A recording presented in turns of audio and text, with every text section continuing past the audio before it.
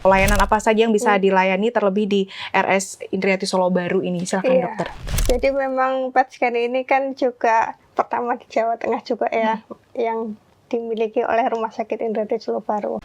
Saya merasa saya masih muda, tapi kok saya kena kanker. Sebenarnya apa itu dokter kanker itu dan bagaimana kanker itu bisa menyerang dalam tubuh kita?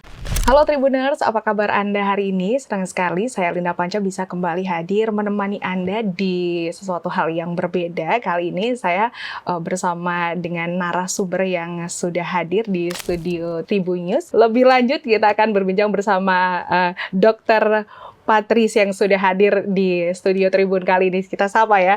Selamat siang dokter. Selamat siang, Assalamualaikum dokter. Apa kabar? Alhamdulillah baik. Gimana kabarnya Mbak? Baik sekali, luar biasa. Terima kasih dokter sudah menyempatkan waktu di Tribun ini untuk bisa berbincang lebih dekat mengenai deteksi dini kanker.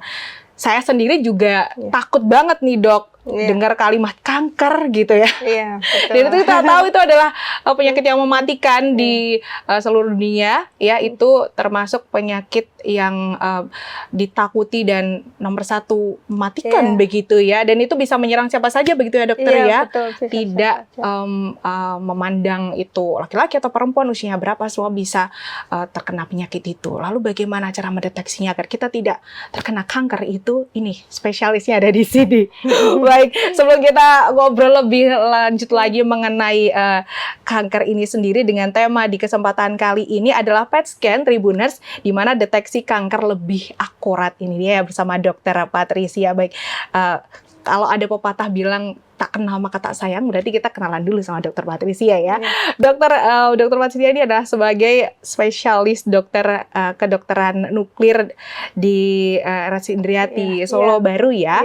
Ini ceritanya dulu seperti apa dokter memutuskan menjadi seorang dokter, terus terkhususnya dokter spesialis itu dulunya ceritanya seperti apa dok? Iya betul, memang dulu sejarahnya karena mungkin kita juga awam ya untuk mendengar spesialis kedokteran nuklir kan biasanya ada spesialis yang lain, misalkan bedah, penyakit dalam atau yang lain-lain. Itu saya kenapa memutuskan mengambil spesialis kedokteran nuklir karena memang di Indonesia itu amat sangat jarang gitu.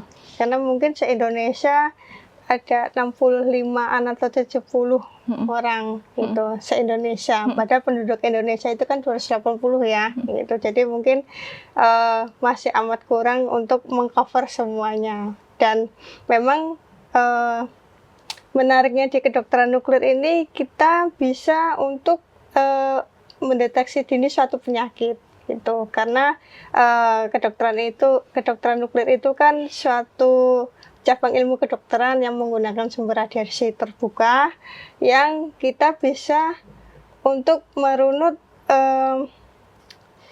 apa yang terjadi di dalam sel tubuh kita secara metabolik. Nah itu jadi di kedokteran nuklir itu kita bisa menangani tentang berguna untuk diagnostik, terapi maupun penelitian. Jadi keunggulannya kedokteran nuklir karena kita bisa mendeteksi sejak dini gitu. Karena kan kalau orang Indonesia datang ke rumah sakit itu kan biasanya sudah bergejala, udah sakit gitu kan. Itu sebenarnya kita bisa deteksi sebelum hal itu terjadi gitu. Misalkan pasien datang udah sakit kan karena penyakit itu awalnya kan perubahan dari DNA-nya gitu, lalu tingkat sel molekuler, baru nanti bentuk strukturnya atau bentuknya, misalkan jadi pembengkakan atau ada kemerahan, ada perdarahan. Nah itu sebenarnya sudah agak lambat, tapi di kedokteran nuklir kita bisa melihat sejak dini, jadi belum ada gejalanya. Nah kita bisa udah mewanti-wanti pasiennya ini kira-kira nanti mungkin akan kecenderungannya akan menuju ke suatu penyakit, misalkan kanker gitu. Tapi ya mungkin kembali lagi biasanya kalau orang Indonesia itu kalau belum gejala belum ke rumah sakit gitu ya. Jadi sekarang sebaiknya sebelum semuanya muncul, sebelum kita merasakan sakit, itu lebih baik kita deteksi lebih dini dulu, begitu. Nah, di kedokteran nuklir kita bisa menggunakan alat PET scan ini, gitu. Baik, jadi itu tadi ya alasan dokter kenapa masuk ke spesialis kedokteran nuklir ini karena dari ratusan ribu masyarakat di Indonesia hanya 60-an dokter spesialis saja ya. Salah satunya dokter Patriciani jadi berkontribusi langsung untuk masyarakat Indonesia sendiri agar bisa mendeteksi kanker itu sejak dini. Belum lahir saja sudah bisa dideteksi ya, Dok ya. Dengan adanya sel-sel itu tadi dengan PET scan itu nanti ya bisa dideteksi ya. Cikal bakalnya untuk sebelum terjadi kanker itu, sebelum terjadi kanker itu apalagi menyebar gitu ya. Bisa dideteksi ya, luar biasa. Lalu dan ini spesialisasinya ini terus fokus pengobatannya seperti apa ini, dokter? Dari spesialis di kedokteran nuklir ini sendiri dan teranostik molekuler ini seperti apa spesialisasinya? Fokus pengobatannya ini ya. Iya, betul. Jadi di kedokteran nuklir itu seperti yang tadi kita sebutkan, kita bisa lakukan diagnostik dan terapi. Jadi di kedokteran nuklir, kenapa kita namakan teranostik molekuler? Karena teranostik itu singkatan dari terapi dan diagnostik. Dan secara molekuler. Kenapa teranostik, terapi dan diagnostik? Karena dengan menggunakan satu radioaktif atau satu radiofarmaka itu kita bisa menggunakan bisa kita lakukan diagnostik dan sekaligus untuk terapinya gitu. Baik. Ini ada di RS Indriati Solo Baru ya. Iya, baik. Betul. Sedikit bergeser dokter. Dokter Patricia ini sudah ada berpraktek di RS Indriati Solo Baru ini sudah berapa lama sampai saat ini? Oh iya, saya bekerja di Rumah Sakit Indriati Solo Baru ini sejak tahun 2020. Gitu. Baik, berarti sudah 5 tahun ya dokter ya, berarti 2020. Lalu saya memang di Indriati ini tidak tiap hari gitu, tapi terjadwal itu hari Selasa dan Kamis. Biasanya sore jam 6 gitu. Jadi ini tadi habis praktek, Dok, langsung ke sini. Iya, betul. Menyempatkan dari rumah sakit. Dari rumah sakit ya, langsung ke sini ya. Baik, kita fokuskan lagi ke PET scan nih bersama Dokter Patricia ini. Peran kedokteran nuklir ini penyakit apa saja yang bisa ditangani oleh dokter spesialis nuklir ini atau layanan apa saja yang bisa dilayani terlebih di RS Indriati Solo Baru ini. Silakan dokter. Betul. Memang di Rumah Sakit Indriati ini kemarin kan baru launching kita bisa melayani kedokteran nuklir yaitu dengan menggunakan kamera PET scan ini. Itu kemarin tanggal 15 Mei 2025 kita launching PET scan ini. Dan di kedokteran nuklir Rumah Sakit Indriati ini kita bisa lakukan diagnostik. Terutama untuk memang di kedokteran nuklir ini 80% kita menangani kanker. Walaupun selain itu juga kita bisa lakukan pemeriksaan pada jantung misalkan atau pada otak gitu. Tapi 80% kita lakukan diagnostik untuk kasus-kasus kanker, terutama kanker-kanker yang solid. Jadi yang bentuk solid gitu. Misalkan kanker payudara, serviks, rahim, dan mungkin kelenjar getah bening dan lain-lainnya. Tapi kalau untuk kanker-kanker yang berbentuk cair atau kanker darah seperti kanker darah itu kita tidak bisa untuk mendeteksi. Alatnya berbeda atau memang belum? Enggak. Karena kalau di kedokteran nuklir, kalau kita akan PET scan itu, pasiennya kan disuntikan radiofarmaka atau radioaktif. Nah, itu kalau kita suntikan, dia akan terakumulasi ke masanya itu, ke kankernya itu. Nah, kalau misalkan kankernya itu berbentuk darah atau cairan, dia akan menyebarnya ke cairan tersebut. Jadi tidak terfokus ke massa yang solid itu. Jadi kameranya pun tidak bisa untuk mendeteksi itu kanker tersebut gitu. Karena kan di kedokteran nuklir itu pasiennya yang memancarkan radiasi. Makanya kita suntikan pasiennya itu sumber radioaktif gitu. Kalau misalkan di tempat lain atau di radiologi itu kan kameranya yang memancarkan radiasi gitu. Nah, jadi kalau di kedokteran nuklir, kenapa kita bisa merunut suatu penyakit gitu di dalam sel?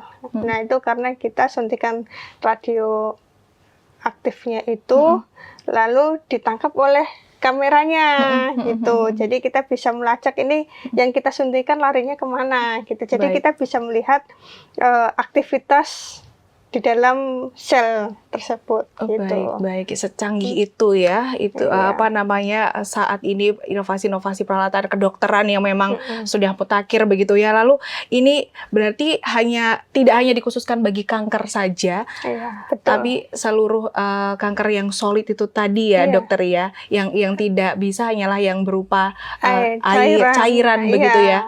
Baik, karena memang berbeda begitu ya. Lalu sedikit dokter bisa jelaskan mengenai apa itu kanker yang sebenarnya banyak sekali mungkin di sini Tribuners yang belum paham mengenai apa itu kanker, bagaimana kanker itu bisa ada di dalam tubuh kita. Saya merasa saya olahraga, saya merasa saya hidup sehat, tapi kok saya kena kanker. Saya merasa saya masih muda, tapi kok saya kena kanker. Sebenarnya apa itu dokter kanker itu dan bagaimana kanker itu bisa menyerang dalam tubuh kita? Iya betul, yang seperti kita tahu kanker itu kan suatu pertumbuhan sel yang dia pertumbuhannya lebih aktif dan lebih cepat dibandingkan sel yang normal gitu. Dan itu biasanya karena ada mutasi gen atau DNA itu. Jadi dia pertumbuhannya itu lebih meningkat dibandingkan sel yang normal.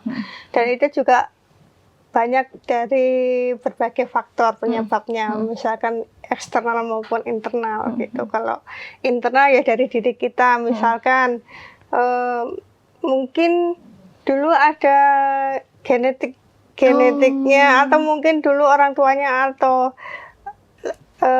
kakek neneknya ada yang sakit kanker, itu kemungkinan besar bahwa nanti kita bisa terkena kanker gitu. Belum lagi nanti kalau karena faktor eksternal, kan sekarang juga banyak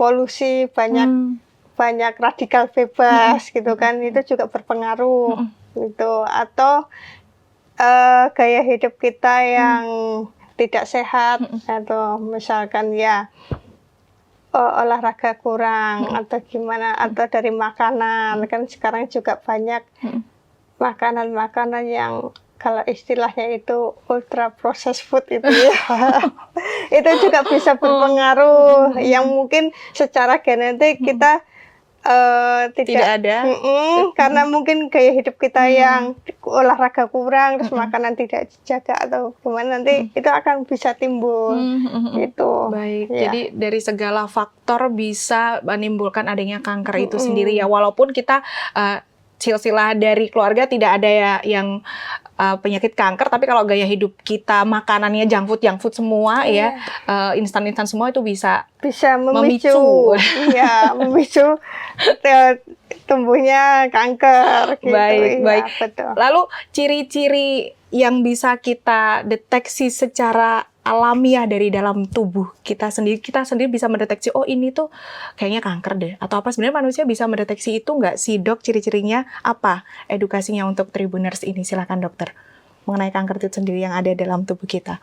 Iya, mungkin kalau untuk mendeteksinya kita setiap kanker mungkin ada sendiri-sendiri ya gitu. Misalkan kan biasanya kanker itu kan diawali biasanya ada benjolan atau ini ya. Nah, misalkan tergantung penyakitnya. Kalau misalkan kanker payudara, kita biasanya bisa disebut sadari. Jadi kita raba sendiri. Itu kalau misalkan kita sudah curiga kok ada benjolan ya, itu buru-buru untuk diperiksakan. Karena kita nggak tahu itu benjolannya itu ganas apa jinak. Kalau ganas kan kemungkinan kanker gitu kan. Nanti penanganannya juga berbeda gitu. Kalau misalkan ganas ya nanti bisa diangkat atau ini gitu. Jadi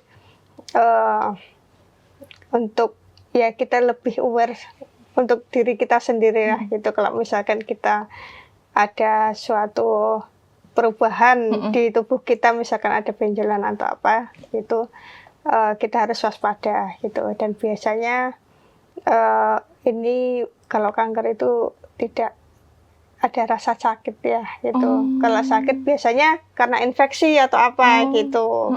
Biasanya kalau kanker itu ya sudah, itu ada perubahan bentuk yang besar gitu, benjolan itu gitu, tapi biasanya nggak sakit. Gitu. Justru malah tidak dirasa sakit dalam tubuh kita. Iya, jadi biasanya. terkadang itu malah membuat kita sendiri melupakan hal itu karena walaupun ini ada benjolan, nggak sakit, nggak apa-apa, nggak mengganggu. Padahal itu berbahaya ya dokter, malah justru yang berbahaya di situ. Iya, karena kita ngerasa mungkin mengentengkan gitu ya. Kalau pengen sakit kan, oh ya, ini sakit, ini benjolannya, berarti harus langsung berobat gitu kan. Sementara kalau ini, oh enggak, cuma infeksi saja kok gitu. Misalkan kayak gitu. Jadi memang deteksi kepedulian terhadap diri sendiri itu Tribuners harus ditimbulkan secara mandiri juga begitu ya. Jadi ketika ada perubahan dirasa dalam tubuh kita, entah itu terasa pusing karena kanker, juga ada kanker di kepala begitu ya, kanker otak juga ada begitu kan. Dan dari tadi dokter bilang ada kanker payudara, dengan cara sadari itu segera saja bisa langsung berkonsultasi ke dokter spesialis begitu, karena salah satunya yakni tadi ada di Rumah Sakit Indriati Solo Baru dengan adanya PET scan bisa mendeteksi kanker lebih dini begitu ya dok ya. Belum ada saja sudah bisa dideteksi, apalagi sudah ada berarti harus segera. Jangan nunggu ini ya, sudah apa dokter, sudah kasat kalau bahasa Jawanya ya, ya nggak sih, sudah terlanjur begitu ya. Iya, kita perlu deteksi dini juga. Baik, karena itu nanti juga akan menjadi lebih panjang juga pengobatannya begitu. Lalu apakah di RS Indriati ini sendiri juga ada layanan konsultasi mengenai kanker atau pengobatan yang lebih spesifik sendiri? Ada ya dokter ya? Iya, jadi di Rumah Sakit Indriati ini ada unit Cancer Center, jadi onkologi terpadu gitu ya di Rumah Sakit Indriati. Jadi kita memang berkolaborasi semuanya, dari misalkan dokter-dokter yang lain, tidak hanya dokter spesialis kedokteran nuklir saja gitu, tapi ini kita komprehensif itu untuk menangani kanker. Misalkan juga dari dokter bedah onko atau penyakit dalam bagian onkologi itu juga bisa kita berkolaborasi gitu. Baik, dan ini Tribuners informasi juga ya untuk Tribuners semua bahwa Rumah Sakit Indriati Solo Baru ini memiliki 4 Center of Excellence. Salah satunya ini adalah Indriati Comprehensive Center begitu ya, yang dimana pengobatan kanker bisa dilakukan di situ dan dimiliki juga oleh rumah sakit tersebut ya, yakni RS Indriati Solo Baru. Tadi sudah dikatakan yakni ada konsultasi dokter spesialis, terus ada juga onkologi dan patologi, anatomi dan lain sebagainya. Banyak yang bisa Anda dapatkan ketika Anda bisa langsung berkonsultasi di Rumah Sakit Indriati Solo Baru ini begitu ya dokter ya. Lalu tadi dikatakan launchingnya PET scan di Indriati Solo Baru ini 15 Mei 2025 ya. Ini bisa dikatakan layanan yang lengkapnya dari PET scan ini sendiri bisa di blow up lagi. Silahkan dokter, apa yang diberikan dari RS Indriati Solo Baru ini mengenai PET scan ini untuk masyarakat? Iya, jadi memang PET scan ini kan juga pertama di Jawa Tengah juga ya, yang dimiliki oleh Rumah Sakit Indriati Solo Baru. Jadi memang PET scan ini kebanyakan juga kita menangani tentang kanker gitu. Untuk yang lainnya kita bisa untuk penyakit di otak, misalkan Alzheimer, demensia, kita juga bisa. Apa itu dokter? Itu misalkan biasanya pada penyakit orang-orang tua gitu, misal lupa, gitu, lupa sejenis ingatan, jenis pikun begitu ya? Iya, baik, gitu, baik, betul. Atau jantung, kita bisa melihat dengan PET scan ini melihat aliran darahnya ke otot jantung gitu. Jadi kita bisa melihat apakah ini ototnya itu masih viabel atau masih hidup, atau memang kalau misalkan kita lakukan tindakan, dia ototnya itu sudah tidak berfungsi gitu. Jadi kita bisa melihat di situ. Tapi kebanyakan PET scan ini dilakukan untuk kasus-kasus kanker gitu. Kanker-kanker yang solid, bentuknya solid gitu. Baik. Lalu dokter, mengenai penyakit yang ada dalam tubuh ini kan banyak sekali ya. Lalu apakah bisa dideteksi juga untuk pasien penderita diabetes kan? Penderita diabetes kan kadang juga ada yang komplikasi begitu ya dok ya. Dengan penderita diabetes kan dia mengkonsumsi gulanya itu gula buatan begitu ya. Lalu apakah PET scan ini aman dijalani oleh pasien penderita diabetes ini?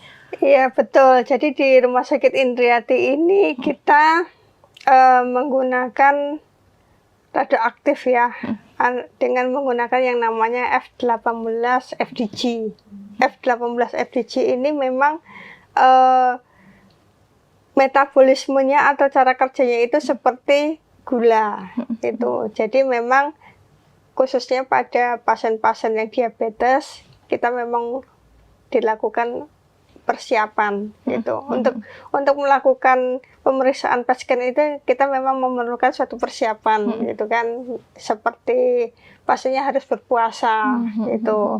Apalagi pada pasien-pasien yang diabetes, karena ini kita menggunakan F18 FDG yang sifatnya itu seperti gula. Jadi pada pasien-pasien diabetes ini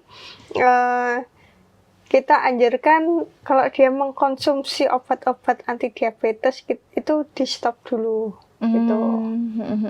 Di stop, dan biasanya pada pasien-pasien semuanya itu kita anjurkan untuk berpuasa gitu. Untuk sebelum dilakukan PET scan ini. Biasanya kalau PET scan-nya pagi ya dari semalam ya kurang lebih 8 jam itu tidak makan. Tapi kalau minum air putih boleh gitu. Baik.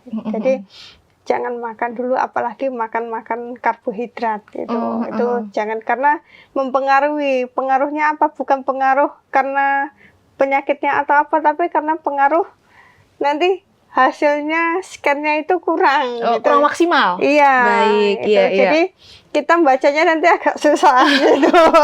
Jadi bukan karena karena nanti bahaya atau itu, bukan karena itu, tapi karena kita untuk membacanya bisa lebih, gambarnya lebih bagus, jadi kita membacanya juga lebih mudah. Baik, gitu. lebih jelas. Jadi anjurannya gampang, hanya untuk berpuasa saja, tidak lama, hanya beberapa jam saja sebelum dilakukan PET scan ini ya. Lalu dokter, untuk PET scan bagi pejuang kanker sendiri, apakah penting dilakukannya pemeriksaan itu bagi yang sudah mengidap kanker itu sendiri? Oh iya, itu saya rasa memang cukup penting ya, itu karena seberapa kan penting ya? PET scan itu kan kita lakukan pada kasus-kasus kanker, pada pasien-pasien kanker itu kan biasanya untuk diagnostik atau untuk menentukan stadium itu, atau untuk menentukan restaging atau stadium ulang setelah pasien itu dilakukan terapi, misalkan kemoterapi atau radiasi. Kita lakukan PET scan untuk restaging atau untuk melihat respon terapi setelah di kemo atau di radioterapi itu apakah memiliki suatu keberhasilan. Kita bisa lihat dari situ. Jadi memang perlu dan penting pada pasien-pasien kanker dilakukan PET scan ini. Baik, jadi bukan hanya pasien yang belum atau tidak menderita kanker begitu ya, namun yang penderita kanker sendiri, pejuang kanker sendiri juga masih penting dilakukan ada PET scan itu ya, untuk bisa mendeteksi lebih lagi seperti apa kondisinya pasien tersebut. Baik, dan kegunaan lain PET scan ini selain mendeteksi kanker apa dokter? Iya, itu tadi yang saya sebutkan di depan, bahwa kita selain kanker kita juga bisa lakukan PET scan ini untuk kelainan di otak maupun di jantung. Itu untuk melihat, kita bisa melihat pada pasien-pasien Alzheimer atau demensia. Biasanya pada orang tua yang ingatannya kurang gitu ya, itu kita bisa melihat. Atau untuk pasien-pasien jantung kita bisa melihat aliran darah ke jantung itu bagaimana gitu, dan sehingga ototnya ini masih viabel, masih hidup atau tidak, itu dari PET scan bisa kita lakukan. Baik. Lalu adakah efek sampingnya dari pemeriksaan PET scan ini sendiri untuk pasien tersebut? Efek sampingnya ada nggak sih dokter? Kalau ada, apa ini dokter? Iya, biasanya kan Kalau di kedokteran nuklir itu karena kita memasukkan radioaktif, jadi kan memang pasiennya memancarkan radiasi ya, gitu. Jadi efeknya mungkin sebenarnya selama ini saya belum pernah lihat pasien yang setelah pasien ada efeknya, gitu. Jadi hampir tidak ada? Enggak, hampir enggak ada, karena kan F18 FEG ini yang kita gunakan itu memang radiasinya amat sangat kecil, itu. Karena kan satuannya milikuri itu amat sangat kecil dan aman, gitu. Biasanya setelah dilakukan PET scan untuk radiasinya itu cepat terbuang atau menurun, itu kita anjurkan untuk minum air putih yang banyak. Nah, jadi kita membuat pasien itu kan nanti akan buang air kecil. Karena radiasinya kan keluar dari situ. Walaupun tidak minum air putih yang banyak, itu pun sebenarnya radiasi itu kan di nuklir itu kan punya waktu paruh ya. Jadi walaupun didiamkan itu nanti akan meluruh sendiri, radiasinya akan habis sendiri gitu. Tapi untuk mempercepat ya minum air putih itu. Jadi efeknya mungkin hampir nggak ada. Gitu. Baik, lalu sebaiknya bagaimana kondisi pasien yang bagaimanakah yang baik dilakukan untuk pemeriksaan PET scan ini sendiri? Lalu berapa lama prosedur PET scan ini harus dilakukan, ataukah berkala atau hanya sekian bulan sekali atau seperti apa?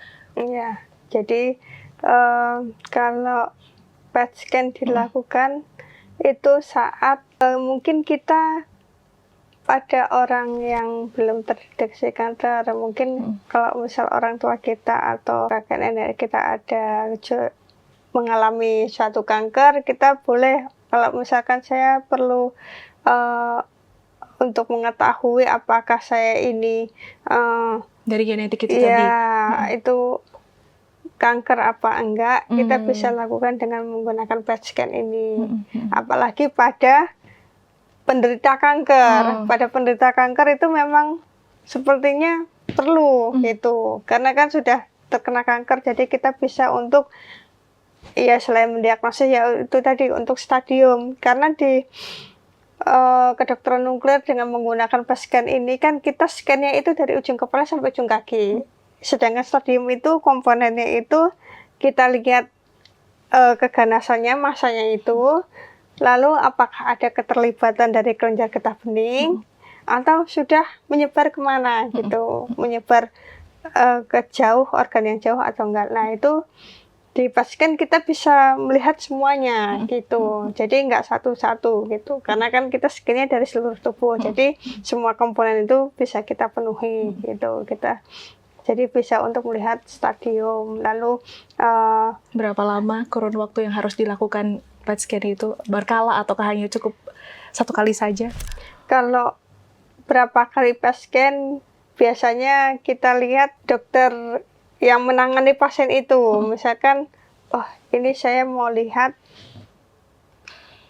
setelah misalkan diterapi, di kemo atau radiasi, ini saya mau lihat berhasil atau tidak. Nah itu biasanya kita lakukan PET scan atau untuk stadium tadi. Jadi sesuai dengan kebutuhan gitu. Jadi kita selama ini belum ada sih standar yang menyebutkan harus berapa setahun sekali ya. Kalau misal karena kan ini kan alatnya masih jarang di Indonesia.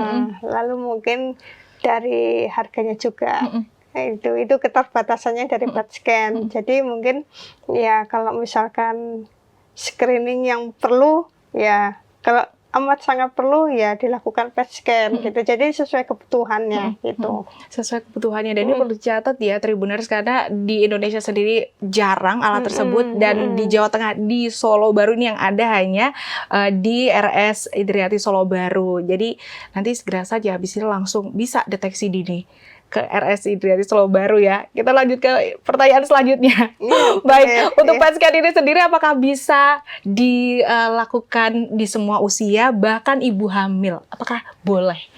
Baik, kalau silakan, untuk usia, saya kira usia tidak mempengaruhi ya, bisa. Karena kita yang akan menyesuaikan dosisnya untuk anak-anak, dewasa atau lansia itu kita sesuaikan dosisnya berdasarkan usia anak-anak ya, berat badannya berapa kita hitung nanti. Untuk dosis F18 FDG-nya ini yang kita berikan ke pasien itu.